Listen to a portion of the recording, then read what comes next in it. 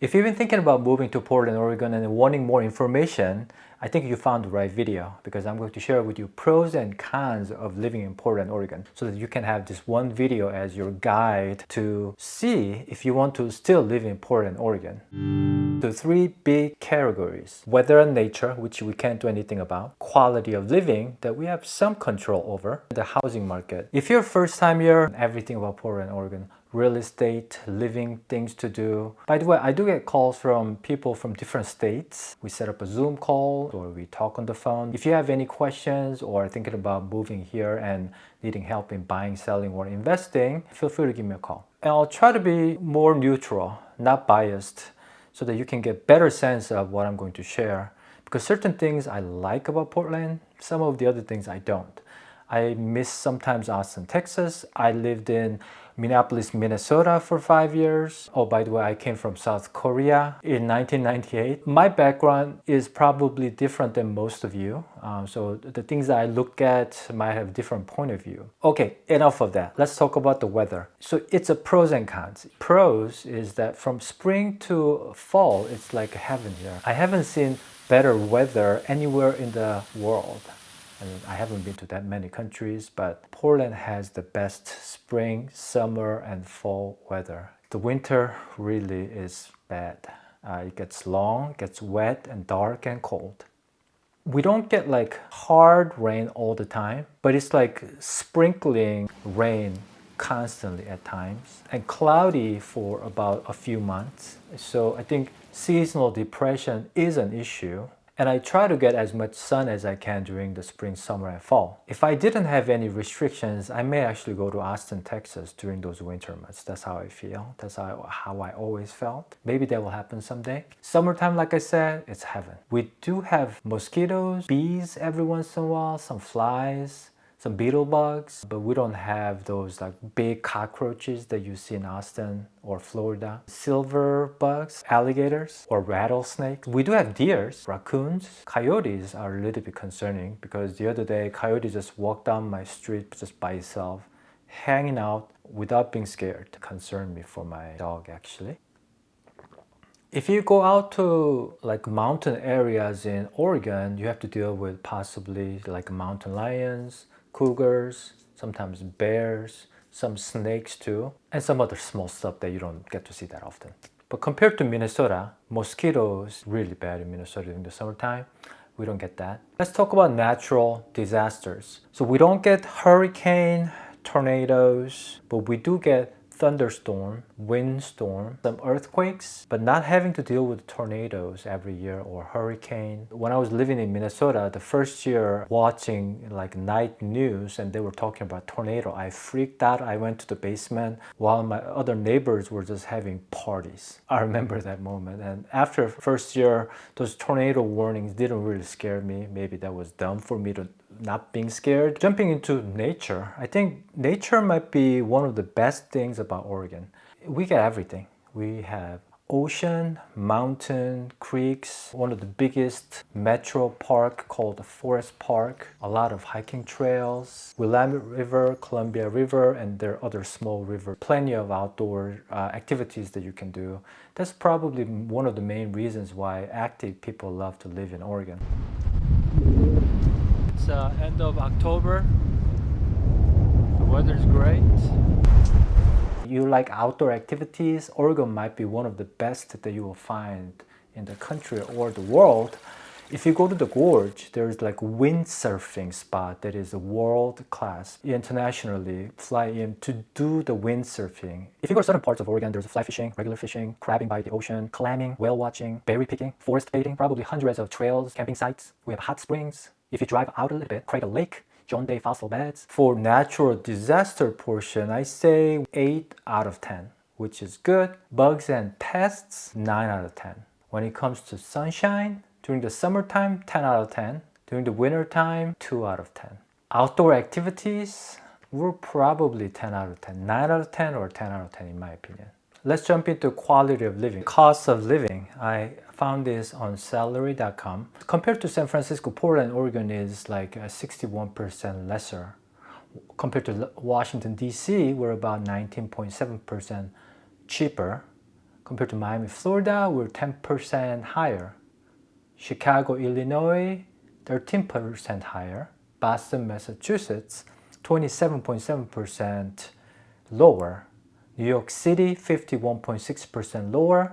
Dallas, Texas, 18.4% higher. So we do have to pay income tax here, but we don't have sales tax, which is great. So I don't know which one is better, but the daily spending, not paying that 6, 7, 8, 9, 10% of sales tax, bigger relief because it's like smaller savings all the time. So sometimes people from Washington, they come down here to Portland to shop.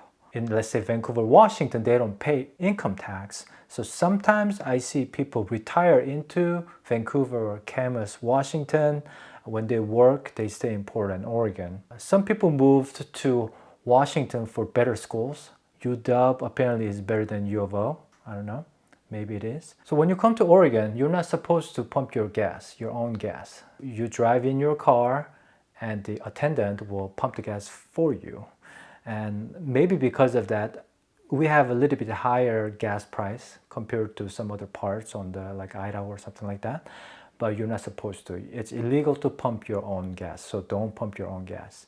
Some people like it, some people don't like it. Coming from Minnesota, I remember gassing at like 0 degrees outside. It's definitely better than that. So I think it's a pros in my opinion. Traffic. So this is another pros and cons. If you compare traffic to California standard, we're like in heaven, much better. But when you're compared to, let's say, compared to Austin, we may have more congestion than them. I rate traffic, I would say 7 or 8 out of 10 in my opinion. I think Oregonians tend to drive a little bit more calmer compared to when I was driving around Dallas or California. Every like 7 minutes, there's some super speed people zigzagging around you. You don't get that often here. Mostly in the metro, people drive pretty calmly. Some people might say, some East Coast people, like Philadelphia people, they complain when they come here first. And like, people are driving so slow, people don't know how to merge, they don't do this and that. But it's in overall, I think it's safer than having too many guys like going at 85 on a 65. Bicyclists. So if you like to ride your bicycle to your work or that's your hobby, it might be one of the best cities. We have bike lanes. More toward the east, the land is pretty flat. So riding bike is much easier. There are a lot of bike roads. But when you come to the west side, especially southwest, northwest, Forest Heights, there are a lot of hills and there aren't that many bike roads. So if you like to bike to your work and things like that, you may consider east or west of southwest Portland. So when you come out to Beaverton, Hillsboro, Tualatin, Tigard, it's much easier. And a lot of times the drivers are very nice. They try to go around the bikers because you don't want to get too close to them because you never know what's going to happen. That's how I drive at least, and I see them more often. Public transportation. So we have a MAX system, which is a light rail that crosses like west to east and north and south. Downtown is in the middle and then connects very far east, very far west. And the people who live in, like, let's say Hillsboro, they can ride a MAX and go to the PDX, the international airport, within about 45 to 50 minutes. You don't have to deal with the traffic. You can read a book in there, but it's pretty clean, convenient, and fast. Yeah, if you have to travel a lot to the airport, utilizing MAX is one of the best things. There's a lot of bus lines as well. I actually know a legally blind couple, and they tend to use both. And one thing they said is that MAX is pretty reliable, but when it comes to buses, sometimes buses can be late or skip a time. It can be canceled for weeks, so it's a little bit less reliable than the MAX, but having both options is great. From Portland Metro, you drive about hour 15 minutes. I think having that coast where you can go out for the weekend, just day trip, and go out there, be able to eat some crabs, like freshly cooked crabs, or do some clamming, whale watching, fishing, or just sit by the beach or walk around the beach. I think it's a wonderful thing to have that. It would be better if it's closer, but then you have to deal with maybe hurricane, maybe other issues. We have a lot of great food, by the way. In my opinion, it's really high class. There are many options. There's a lot of Asian cuisines, a lot of cheap but great Mexican food to Korean food, Japanese. Oh, one thing, Chinese food. One of my Chinese friends told me, Kevin, he said you cannot find good Chinese food here. So that was about 10 years ago. And then let's jump into medicine. As Metro should do, we have many different medical providers here. The part that I want to talk about is the alternative medicine. They call it the naturopath or functional medicine type of thing. So there are some of those schools teach natural and functional medicine, which then naturally produce more of these practitioners. So we have a little bit more alternative choices when it comes to healthcare. I'll try to make one more video adding those questions answered. So feel free to leave a comment below or send me an email or text me with different questions so I can answer those for you. Lastly, before we wrap up this video, let's talk about the housing. The housing, if I give you a short version of it, we're definitely cheaper than Seattle, Washington, way cheaper than San Francisco, way cheaper than LA. We are more expensive than Boise, Idaho, probably Dallas, Texas. 2023, our median price is slightly over $500,000. And in my opinion, property tax is lower than some of the other states. However, both renting and owning costs has been going up significantly, especially last about 10 years or so. Home values went up. Some years, I think it was somewhere in 2017, I want to say close to 20% or more. And 2021, another 25% increase just in 1 year. So we've been having very high price increases. And because of that, in 2023, it's kind of tailing off a little bit and it's doing a market adjustment as it should. So we're probably looking at 3 to 5% decline year over year compared to last year. But it's fairly maintaining decently, mainly because of the shortage of inventory and high demand. So far, that's the case. Even at 7%, people are still buying homes. Renting cost has been increasing in double digit as well. So they put a cap with the CPI number and they put certain cap.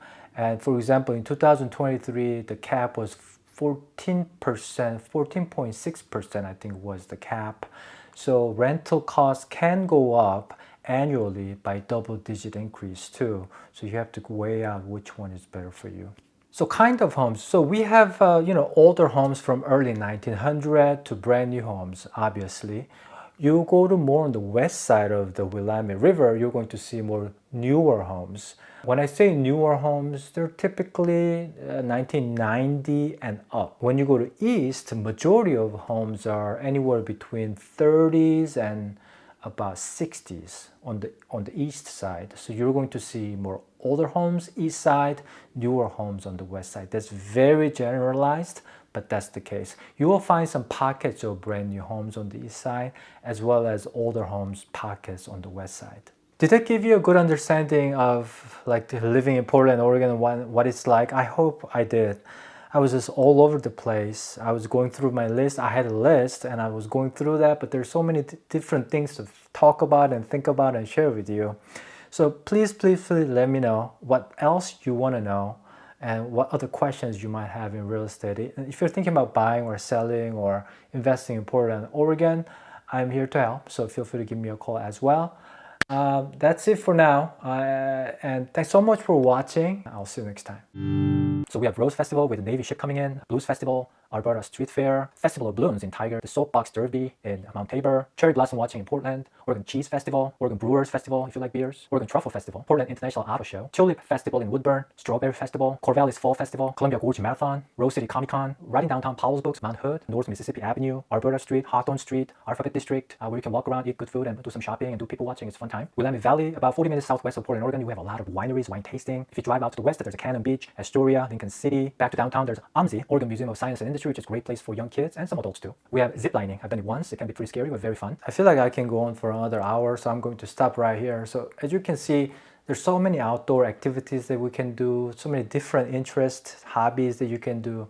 That's one great thing about Portland, Oregon.